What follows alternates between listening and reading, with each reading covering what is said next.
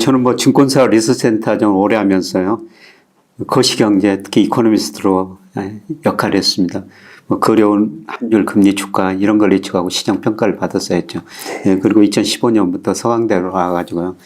학생들하고 같이 열심히 공부하고 있습니다. 네. 예, 교수님.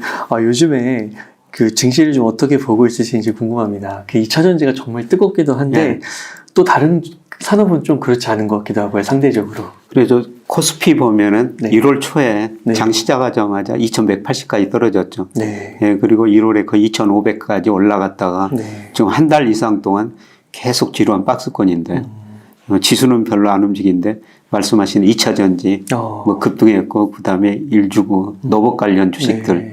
이런 것들이 급등을 했었습니다. 네. 네, 사실 저도 뭐 그런 걸 공부하기 위해서 2차 전지 주식 좀 가지고 있고 로봇주도 가지고 있는데요.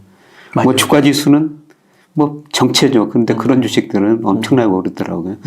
예, 그래서 제가 올해 그 주가 전망을 하면서 주가 지수는 크게 변동은 없을 겁니다. 예, 그래서 방송 같은 데 나갔을 때 저 같은 사람 부르지 마세요. 올해는 종목장입니다. 종목장이나. 그래서 업을 잘하는 분들, 종목을 잘하시는 분들, 그런 분들 말씀을 드려야지 올해 수익률이 높을 것입니다. 근데 그런 말씀 드렸는데 올해 그런 식으로 전개되고 있는 것 같습니다. 근데 주가 지수는 큰 변동이 없는데 정말 그 업종별로 차별화는 심화되거든요. 예, 그런 걸 보면서 또 유동성이 많이 늘어나고 있구나.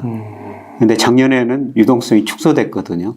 근데 올해 보니까 유동성이 많이 늘어나고 있더라고요. 그래요? 특히 이게 MMF가 작년 말에 비해서 거의 50조 가까이 늘어났어요. 이 MMF라는 돈은 네. 뭐 단기 자금으로요. 어디든지 이동할 수 있는 자금이거든요. 주식시장이 좋다면 주식시장으로 갈 수 있고, 그 다음에 이 부동산 시장이 좋다면 부동산 시장으로 갈 수 있고. 그래서 이런 유동성이 많은 것 보면서 종목 장세는 정말 심하게 전개됐구나. 네. 그 종목 장세가 심하게 또 전개되는데요. 뭐 초기에 사신 분들은 괜찮은데, 또 이렇게 또 네. 열강할 때는 좀 조심할 필요도 있어요. 그러니까 지금 포모를 또 느끼신다고. 네. 예, 너무 나만 소외된 것 같다고. 작년 그 태조 이방원이라고 이런 단어들이 나왔지 않습니까? 근데 그런 단어들이 언론에 많이 나올 때 그 종목들이 이미 다 올라가지고 그대로 떨어졌거든요. 근데 지금 최근에 2차 전지 일부 종목 굉장히 많이 오른 것도 저도 그런 종목 중 하나 가지고 있는데. 그러세요? 네, 이걸 가지고 있으면서 야, 이렇게 많이 오를 수가 있는가. 지금 한 2개월 됐는데 뭐 100% 넘었죠. 160% 됐거든요. 2차 2차 전지뿐만 아니라 물론 많이 안 샀으면 노봇 관련주도 190%는 올랐어요.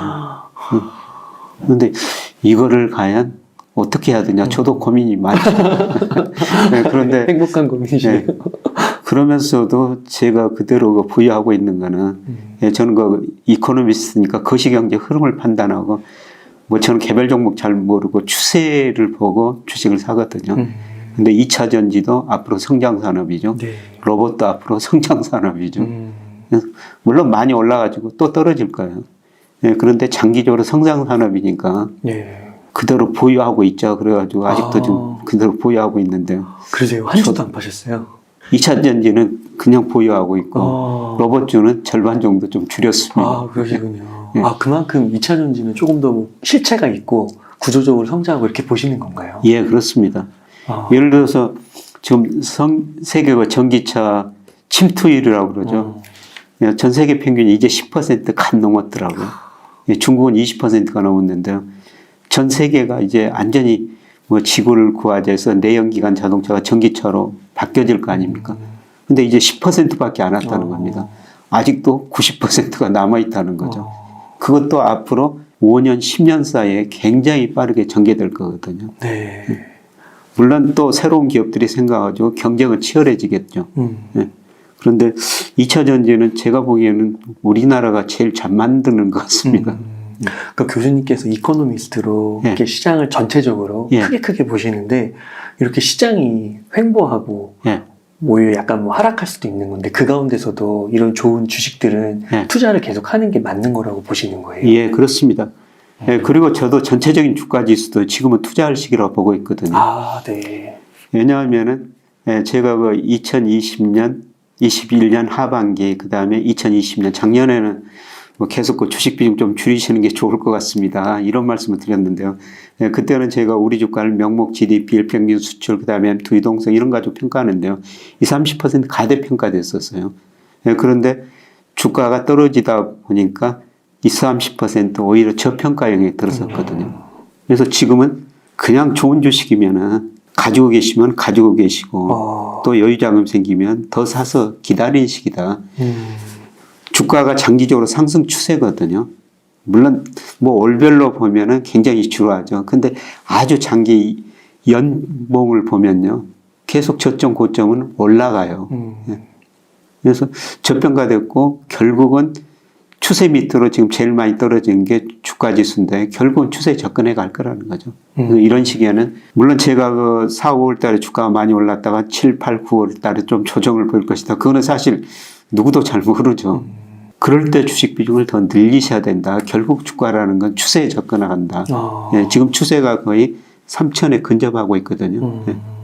올라가는 추세에서는 계속해서 예. 빠질 때는 오히려 사는 걸로 예, 할 생각을 하지 말고. 아, 그럼 교수님 이렇게 2차전지 주식이 막 160%까지 막 이렇게 오르면요. 이때서 더 사는 건가요? 2차전지도 여러 가지 차별화가 되더라고요. 근데 160% 올라가는 거는 특별한 거 소재를 뭐 양극재, 음극재 그러지 않습니까? 네. 예, 그런 걸 공급한 회사예요. 예, 그런데 그 회사의 주식에 대해서 지금 논쟁이 굉장히 심하더라고요. 비싼 회사. 예, 어떤 분들은 지금도 싸다. 와. 어떤 분들은 너무 비싸다. 지금 그 주식 가지고 어떤 분들은 사고 어떤 분들은 공매도 하고 이렇게 치열한 것더라고요. 예, 그런데 예, 저는 그 기업 이익이 얼마나 할지는 잘 사실 모르겠어요. 근데 제가 생각하는 거는 2차 전지는 세계적인 추세다. 꾸준히 성장할 것이다. 그래서 추세가 성장하니까 뭐 지금 추세 위에 있다가 밑으로도 갈 수도 있어요. 근데 그거는 기간이 길지는 않을 것이다. 예, 계속 상승 추세를 따라갈 것이다. 예, 그래서 그냥 보유하고 있습니다. 그러니까 진짜 한 160% 오르면요. 그냥 그날 다음날 하한가 마저도 안 팔 것 같아요. 이게 많이 올랐으니까.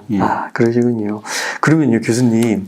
혹시 그 2차전지 외에 반도체는 좀 어떤 거? 왜냐면 반도체는 이게 무역수지 적자도 1년째 뭐 지속되고 있다고 하고 며칠 전에는 그 미국에 약간 독소 조항 같은 반도체 뽑고 나오고 이래가지고 많은 분들이 긴장하고 계시더라고요. 제가 저 160%, 190% 수익을 낸 종목이 있다고 말씀드렸습니다만 손해본 종목이 지금 삼성전자. 아, 그러세요?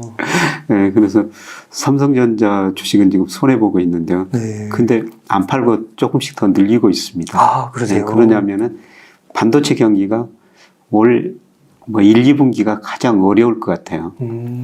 예, 작년 그 4분기에 삼성전자가 영업이익이 한 4조 3천억이었죠. 33분기 만에 최저치를 기록했고요. 아마 올 1분기에는 D램 분야는 적자일 거예요. 지금 우리나라 반도체 재고율 보니까 출하에 비해서 재고가 얼마나 많은가. 그건 98년 예안이익이 제일 높거든요. 예, 그만큼 반도체 경기 안 좋습니다.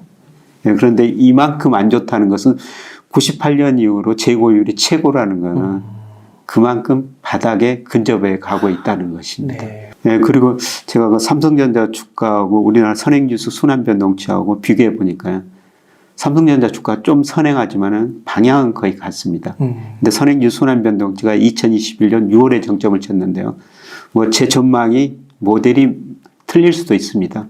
예, 그러나 3월이 저점이 나와요. 올 3월이. 물론 저점이 확인되려면 5월 가서 확인할 수가 있어요. 예, 그러면은 현재 경기는 나쁘고 삼성전자도 1분기, 2분기 이익도 많이 나쁘지만은 뭐 내년 어느 시점에서는 회복될 거라는 겁니다. 예, 그래서 뭐 삼성전자 주식 뭐 지금 손해봐 있지만은 예, 조금씩 더 늘리고 있습니다. 아, 그러니까 지금은 좀 저가에 사모을 수 있는 시기로 봐야 되는 거군요. 예. 그리고 제가 삼성전자를 보면서요. 삼성전자 강의 갔더니 뭐 저 1층 현관 들어가니까 예, 불을 절반을 꺼놨더라고요. 에너지 전략한다는 거죠. 비용 전략한다는 거죠. 다른 분야에서 많이 비용을 전략할 겁니다. 근데 삼성전자가 중요한 거는 투자 계획은 하나도 줄이고 있지 않아요. 원래 계획된 투자 다 하겠다는 겁니다. 예, 그리고 이번에 보니까 계열사에서 또 20조 원 빌려가지고 투자를 한다는 겁니다. 디스플레이에서. 예. 와, 진짜. 네. 예, 그런데 뭐 경영학자들이 기업 분석하는 거, 뭐 산업 분석하는 거 보니까요. 어려울 때 자기가 잘한 분야는 투자를 더 많이 하는 기업은 나중에 경기 회복 사이클에서 훨씬 더 이익을 많이 더 잘 되더라는 겁니다. 삼성전자가 이렇게 어려운 시기에도 투자를 많이 늘리고 있다는 건 줄이고 있지 않다는 거는 그거는 저는 먼 미래에 잘 될 거라고 보고 있기 때문입니다. 아, 그렇군요. 그럼 교수님 그 독소 조항 있잖아요. 예. 무슨 초과 이익의 75%를 예. 나누고 중국에 뭐 설립한 것도 확대하면 안 되고 이런 것도 뚫어낼 수 있다라고 보시는 거세요? 그래서 삼성전자나 SK 하이닉스가 정말 고민이 많을 것 같아요. 미국에서 반도체업법이라고 이번에 맞아요. 지금 만들고 있지 않습니까? 아직 최종적으로는 결정 안 된 것 같은데 그게 말씀하신 두 가지죠. 미국이 보조금을 이제 일단 준다는 겁니다. 그 보조금을 받으면은 적대 국가, 특히 중국이죠. 중국에다는 투자를 못 한다. 그 다음에 이익이 초과이익 나면 환수하겠다.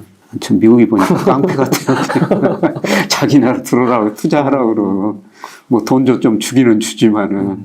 그러면서 그렇게까지 미국이 좀 규제를 해야 될 필요가 있을 것인가. 그거는 미중 패권 전쟁에 지금 기술 전쟁을 하고 있는 것이죠. 어떻든 중국이 미국을 지금 중국이 그동안 무역 제조 강국을 추구했었는데 중국이 그동안 무역 제조 강국을 양적으로 달성했거든요. 이들이 지금 기술 금융 강국을 추구하고 있어요. 얘들 미국 입장에서 깨야 된다는 거죠. 네, 그래서 그런 뭐 반도체 뭐 2차 전지 그런 규제한 것 같습니다만 뭐 삼성전자, SK, 하이닉스가 잘 대응하겠죠. 근데 제가 뭐 소기한 짧은 생각입니다만 제가 의사결정을 한다면요. 미국 지원금 안 받을 것 같아요. 미국도 투자하고 중국도 투자해가지고 반도체 수요는 우리 저 반도체 중국으로 40% 이상이 가거든요. 우리가 중국도 팔아먹어야 되죠. 또 아시아 시장에도 우리 반도체 팔아야 되죠. 미국 시장만 시장이 아니라는 겁니다. 이런 의미에서 보면은 참 삼성전자, SK 하이닉스 이런 기업들 최고 결정자들, 의사결정자들이 지금 굉장히 고민 많이 하고 있을 텐데요. 예, 그거는 그 지켜봐야 되는데. 근데 미국도 그렇게 규제하고 예, 중국도 반도체 뭐 지원을 엄청 많이 하고 있거든요. 그거는 반도체가 그만큼 성장 산업이라는 겁니다. 우리 반도체 안 들어가는 데가 없죠. 네. 예, 산업의 쌀이라고 그러죠. 예. 이번에 그 챗 GPT 인공지능 그런 쪽도 커지면은 이 메모리가 엄청 들어간다고 하더라고요. 예, 그렇죠. 엄청 수요가 많이 늘어날 거예요. 저는 반도체는 지금이 최악이다. 예, 지금이 최악이다. 그러니까 그런 독소 조항 이런 게 이미 나왔고 물론 좀 시간을 두고 지켜봐야 되겠지만 이미 또 시장은 어느 정도는 알고 있는 거니까 네, 그런 거 좀 생각했을 때 협상이 어떻게 흘러가는지 조금만 더 이렇게 융통성을 잘 부리면 또 박차고 올라갈 수도 있는 그렇죠. 거고. 네. 결국 미국도 중국도 특히 그 전자제품 같은 거 생산하기 위해서는 뭐 자동차도 반도체가 얼마나 많이 들어갑니까? 그래서 특히 그 자율주행차 뭐 이런 것도 그 전부가 전자가 되는 거거든요. 네. 예, 그러다 보니까 뭐 반도체 수요는 미국도 중국도 늘어날 수밖에 없다. 근데 그거를 우리가 D램 분야에서 세계에서 제일 잘 만들고 있다. 삼성전자가 계속 투자를 하면서 초격차를 유지하려고 하고 있다. 이런 의미에서 저는 뭐 삼성전자 장기적으로 낙관적으로 보고 있습니다. 네. 그러면요, 그 교수님 조금 난감한 질문일 수도 있는데 2차 전지와 반도체 중에서 뭘 더 좋아하세요? 지금은 저는 2차 전지 주식을 많이 가지고 있죠. 저는 2차 전지 주식을 3개 가지고 있어요. 아까 160% 올랐다는 그 소재. 예, 그 다음에 소재 만드는 또 다른 회사. 예, 그 다음에 소재 가지고 2차 전지를 직접 만드는. 셀. 예. 뭐 그 몇 개 안 되니까 다 아실 것 같은데요. 그 3개 주식 비중 중에서 3개가 2차 전지 비중이 가장 높고요. 예, 그 다음에 뭐 삼성전자, 포스코홀딩스. 네. 포스코홀딩스도 거의 뭐 2차 전지 쪽으로 요즘에는 편입시키던데요. 예, 거기 있고 포스코 케미칼이라는 회사가 있어가지고. 안녕하세요. 웅달 책방 구독자 여러분. 서강대학교 경제대학 교수 김영희입니다. 예, 제가 작년에 웅달 책방에 여러 번 출연했어요. 예, 작년은 참 어려운 한 해가 될 것이다. 모든 자산 가격에 거품이 발생해서 붕괴되는 과정이다. 그러나 이게 우리가 부를 늘릴 수 있는 기회일 것이다. 이런 말씀을 드렸었습니다. 그런데 이런 국면을 판단하기 위해서는요, 우리가 여러 가지 경제 지표를 볼 수밖에 없어요. 이런 경제 지표 국면에 따라 가지고 우리가 결국 그 자산 배분을 해야 되는 것이죠. 수많은 경제 지표들이 발표가 됩니다. 그러나 우리가 그 모든 경제 지표를 볼 수는 없거든요. 그래서 핵심 몇 가지 경제 지표만 보더라도 우리가 경기 국면을 판단하고 적절한 자산 배분을 할 수가 있습니다. 그래서 이런 핵심 경제 지표 몇 개를 모아가지고 경제 분석의 기초, 경제 정석이라는 책자를 마련했고요. 또 이 책자를 바탕으로 강의해가지고 녹화를 했습니다. 웅달 책방 구독자 여러분 100분 정도에게 경제의 정석 책자뿐만 아니라 강의 내용을 녹화한 UBS를 드린다고 그럽니다. 저는 자산 가격이 지금 굉장히 싸진 상태, 특히 주가가 싸진 상태이기 때문에 부를 늘릴 수 있는 올해가 가장 중요한 기회가 아닌가 그렇게 생각합니다.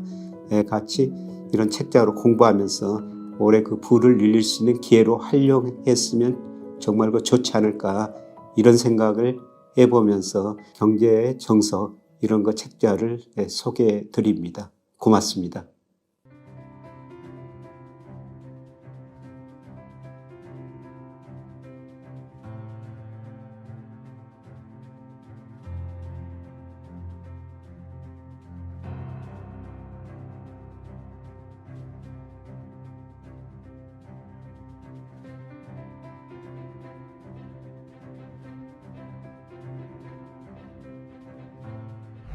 그런데 제가 최근에 며칠 전에 포스코 강의를 갔다 왔어요. 그러면서 제가 포스코 강의하려니까 포스코 주가를 좀 분석해야 되잖아요. 포스코 주가가 달러 지수하고 상관계수가 제일 높더라고요. 그러니까 달러가 강세 보일 때 우리나라 주가도 그랬지만 포스코 주가도 떨어졌어요. 달러가 약세될 때 포스코 주가도 올랐거든요. 그런데 저는 미국의 대내 불균형이 워낙 심화됐기 때문에 앞으로 달러 가치가 떨어질 것이다. 달러 가치가 떨어지면 포스코하고 달러 지수하고 상관계수가 0.74나 돼요. 포스코 홀딩스 주가하고 굉장히 높죠. 그래서 저는 이걸 보고 전에부터 저 포스코 맞아요. 얘기하셨었어요. 그래서 주식 좀 그것도 가지고 있습니다. 근데 제가 가지고 있는 주식 다 말씀드려 이런 주식을 사시라는 건 아니고요. 그런데 제가 그 증권회사 다닐 때는 사실 주식 투자 못 했었어요. ETF 같은 거. 근데 지금은 제가 대학교에 있으니까 자유롭게 투자할 수가 있고 그때 증권회사 다닐 때는 제가 이런 방송에 나와서 이런 종목이 좋습니다. 그거는 이론적인 거고요. 지금 제가 종목 말씀드린 거는 제가 실제 투자하는 거라는 겁니다. 2차전지 비중이 높으시다. 그러니까 예전에 그 교수님 인터뷰 한 1년 전인가 했을 때 그때 그 포스코 저금리 시대인데 그때는 1, 2년 전이군요. 저금리 시대 때 포스코 강연 가셨다고 하셨는데 그때 배당 한 3, 4% 나오니까 은행에 넣지 말고 포스코 주식 사면 나중에 주식도 오르고 배당도 많이 먹고 좋지 않냐. 그렇게 강연하셨다고. 그 뒤로 포스코 많이 올랐죠. 그러니까요. 교수님 말씀을 들었어야 했는데. 그러시군요. 그래서 2차전지 비중을 많이 늘리셨군요, 교수님. 교수님, 그러면 또 이런 얘기도 있더라고요. LG 엔솔, 그 셀 업체 중에서 대장이 이제 LG 에너지 솔루션이니까 얘가 삼성전자를 넘어서서 우리나라의 앞으로의 경제를 이끌 것이다. 이렇게까지도 바라보시는 분이 있더라고요. 성장성으로 볼 때 그 가능성이 있다고 보고 있어. 반도체도 계속 성장하지만은 반도체 성장은 어느 정도 이제 상당히 성장률은 급하게 성장하다가 성장률은 많이 둔화될 거예요. 성장은 하지만 증가율은 낮을 거라는 거죠. 그런데 아까 말씀드렸습니다만 세계 전기차 시장 침투율이 10%인데 아직도 90%가 남아있다는 거죠. 그러면 전기차는 굉장히 빨리 성장할 거고 거기다가 2차 전지를 공급하는 LG 엔솔 같은 회사는 굉장히 많이 성장할 거라는 겁니다. 그래서 제가 기업 이익은 구체적으로 추정할 수가 없어요. 근데 성장성으로 보니까 앞으로 우리나라 그 시가총액 10위 안에 그 비중을 보면요. 네. 네, 과거에는 이런 그 주식들이 시가총액 10위에 없었어요. 네, 그런데 LG엔솔이 지금 2위에 들어가 있지 않습니까? 네, 저는 5년 이전에 오히려 시가총액이 전환될 수도 있다. 진짜요? 예. 삼성을 위로요? 예, 그럴 수도 있다고 지금 보고 있거든요. 네, 그래서 2차 전지에 좀 관심을 가지는 게 좋을 것 같은데요. 삼성전자를 이기는 기업이 나올 수도 있군요, 우리나라에서. 5년은 좀 빠를 수도 있는데 네. 최소한 10년 이내에는 2030년 예, 역전될 수 있다고 보고 있거든요. 예. 그 삼성 SDI도 10위권 안에 있잖아요. 예. 삼성 SDI도 괜찮을까요? 뭐 그것도 괜찮죠. 뭐 세계에서 제일 그 2차 전지를 잘 만드는 회사가 LG엔솔이고 그다음에 삼성 SDI니까요. 네. 그렇군요. 그러니까 요즘에 삼성 SDI가 조금 늦은 감은 있지만 2차 전지 쪽에 또 투자를 엄청 많이 하더라고요. 예. 따라잡으려고 하는 것 같아요. 예. 네. 교수님, 어젠가요? 파월하고 예. 이창용 총재님이 발언을 하셨는데, 예. 연내 금리 인하는 없다. 예. 그런 느낌, 오히려 인상하겠다. 예. 그런 느낌을 좀 받았는데 맞나요, 교수님?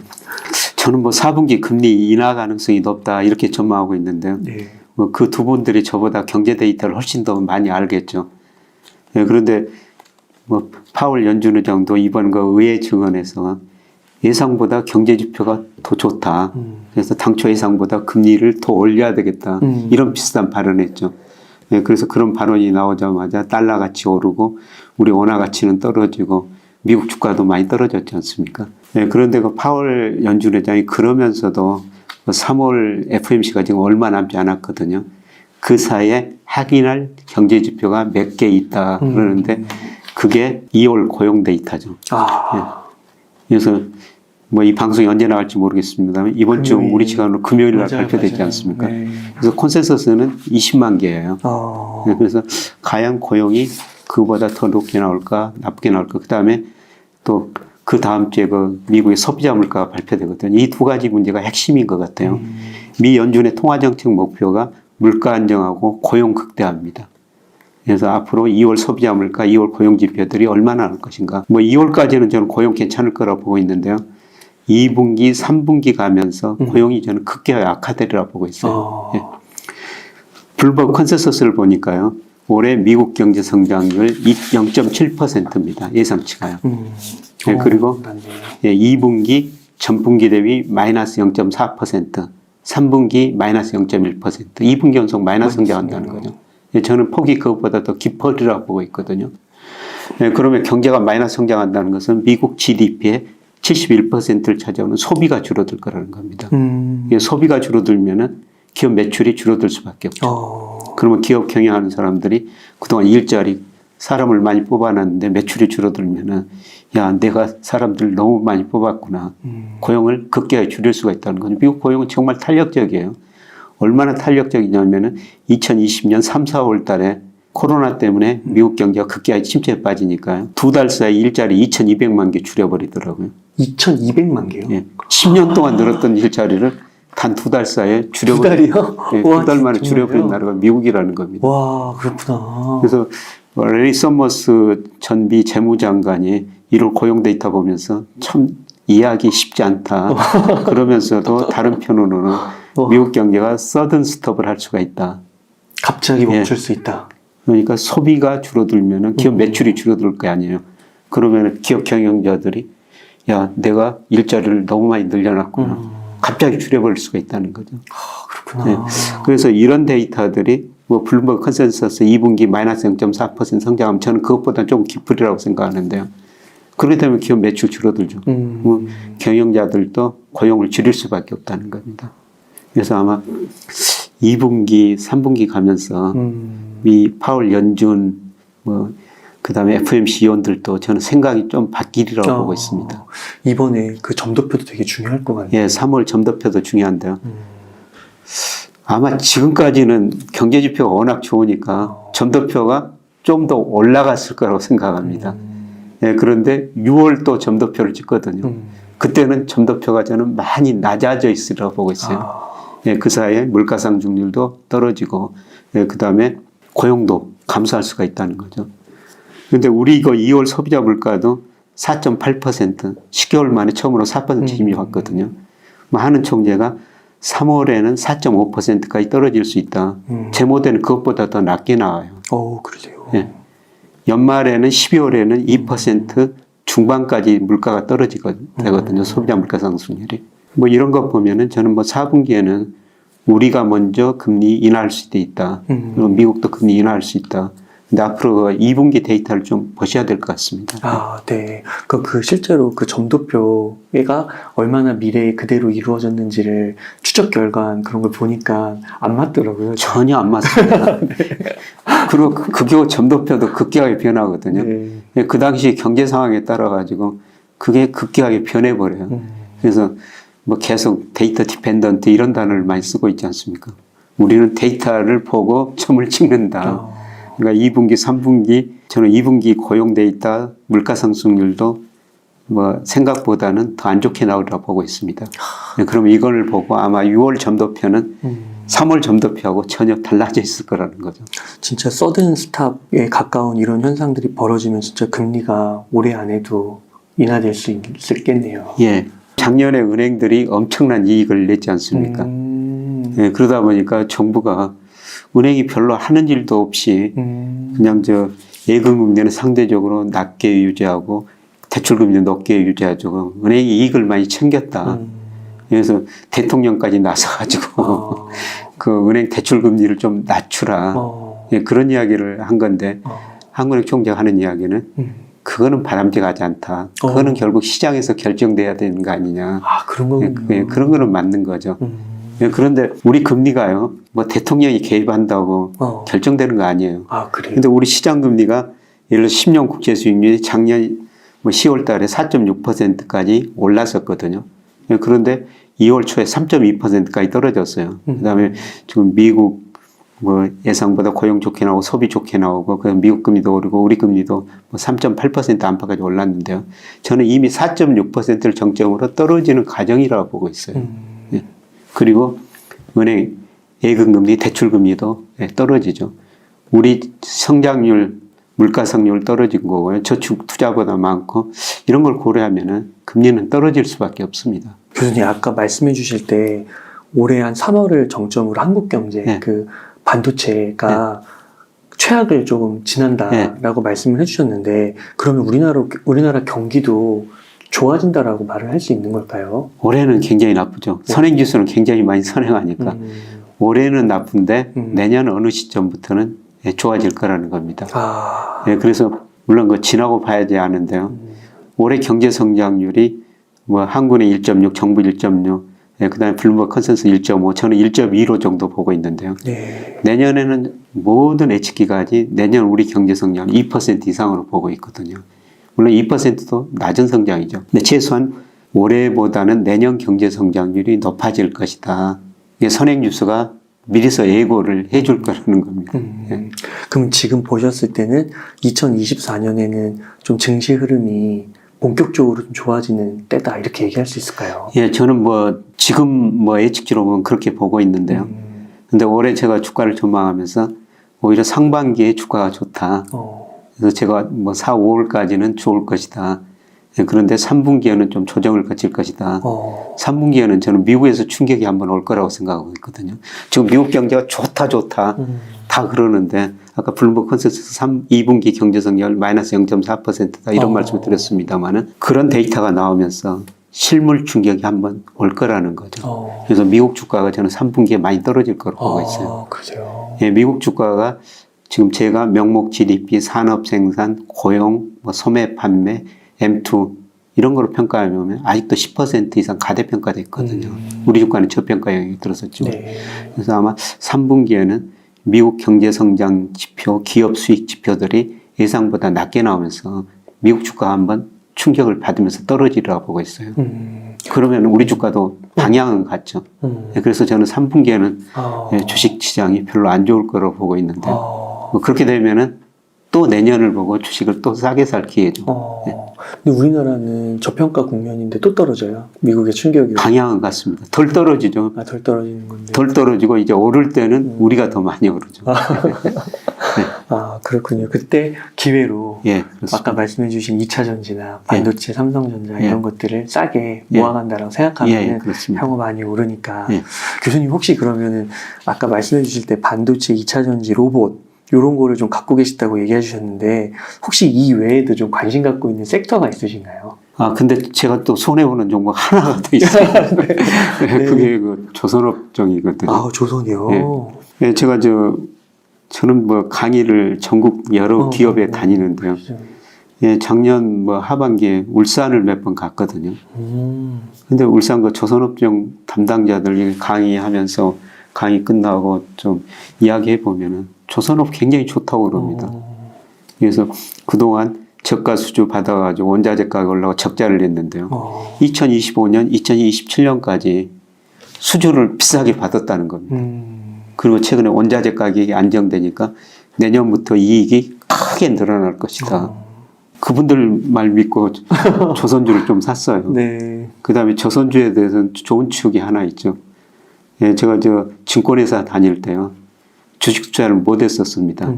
예, 그런데 뭐 증권 계좌라고 따로 투자할 수 있는 계좌는 좀 허용해줬거든요. 근데 회사에서 퇴직금을 중간정산해줘요. 예, 그래서 저희 업종 담당 애널리스트한테 이 퇴직금 중간정산 받은 거 가지고 내가 주식을 전부 사겠다. 종목 하나 추천해달라. 그러니까 어떤 애널리스트도 이야기를 안 해줍니다. 혹시 추천해가지고 떨어지면 이거 리서치센터장이 추천해달라고 그랬는데 떨어지면 자기들도 책임감이 있죠. 근데 그 당시 그 조선업종 담당자가요. 현대 미포조선 사세요. 자신 있게 이야기합니다. 그래서 샀죠. 샀는데 사자마자 계속 오르는 거예요. 네, 그런데 그때 당시 규제가 있었어요. 리서치센터에서 어떤 주식을 샀는데 애널리스트가 그 자료를 내면은 주식을 한 2주 동안인가 그때 정확히 기억나면 못 팔아요. 근데 많이 올라가지고 팔려고 그러면 이 친구가 또 자료를 내고 또 팔려고 그러면 또 자료를 내고 그럽니다. 좋은 쪽으로. 예, 좋은 쪽으로. 예. 자료를 내면 일단 매매를 못 하니까요. 아, 네. 예. 그래서 주가가 올랐는데 못 팔고요. 나중에 회사 나올 때 팔았어요. 거의 10배가 오르더라고요. 정말요? 예. 그래서 그런 거 좋은 추억 기억이 있었기 때문에 울산 가서 뭐 그런 이야기 듣고 또 그때 같은 사이클인가 제가 장담을 못 하겠어요. 그래서 샀는데 지금 많이 손해봐 있습니다.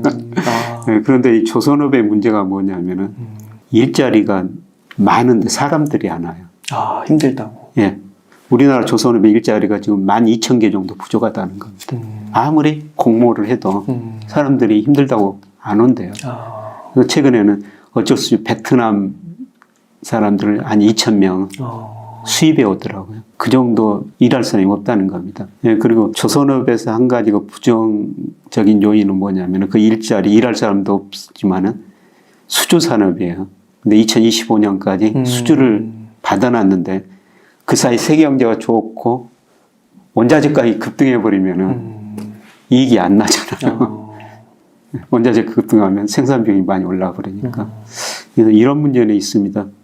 그래서 제가 사놓은 주식 중에서 지금 손해본 게 삼성전자하고 현대미포조선 두 개가 손해 와 있는데 뭐 좀 기다리고 있습니다. 아, 네. 아, 교수님도 손해를 보시는군요. 아, 당연히 손해 보죠. 네. 교수님 최근에 좀 로봇하고 챗 GPT 관련 인공지능 관련 주식들도 되게 뜨거웠는데 네. 한편으로는 이게 좀 너무 이르다라는 주장도 좀 있더라고요. 교수님은 좀 어떻게 생각하세요? 좀 이르기는 하죠. 아, 그러세요? 네, 그래서 우리가 얼마 전에 뭐 그런 관련 산업들이 성장한다면 ETF가 초기에는 많이 오르는데 또 메타버스 실체가 대표적으로 메타버스 ETF죠. 또 많이 떨어졌지 않습니까? 네. 네, 그래서 제가 보기에는 좀 아직은 이른 것 같아요. 우리가 챗 GPT 이게 정말 혁신적인 변화죠. 네, 그런데 과연 거기서 나오는 정보가 얼마나 정확한가? 그거는 우리가 또 확인을 해야 되는 과정이 필요하거든요. 네, 그래서 이 챗 GPT가 많은 정보를 정확하게 대답을 해주겠지만은 아직도 사람들이 못 믿거든요. 네, 네. 맞아요. 네.